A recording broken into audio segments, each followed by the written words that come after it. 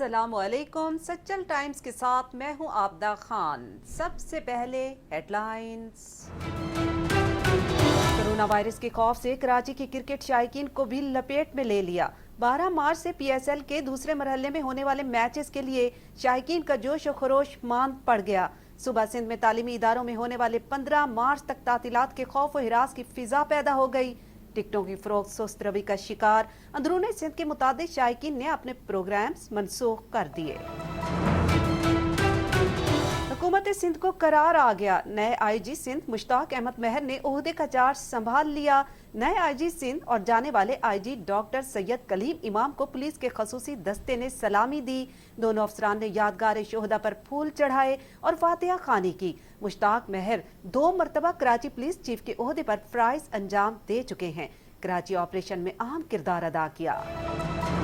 Chairman senate Mohammad Sadiq सुंजरानी की पाकिस्तान और दुनिया के तौलो अर्ज में बसने वाले बलोचों को बलोच कल्चर डे पर मुबारकबाद।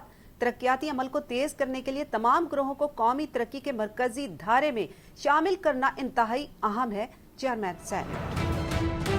टीम की मुसलसल शिकस्त। लाहौर कलंदर्स के हेड कोच आकिब जावेद फट पड़े।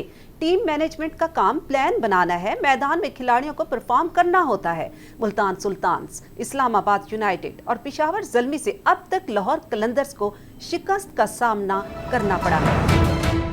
न्यूज़ स्टूडियो से फिलहाल इतना ही। मजीद किसी भी खबर की डिटेल हासिल करने के लिए आप हमारी वेबसाइट पर विजिट कर सकते हैं सच्चल times.tv।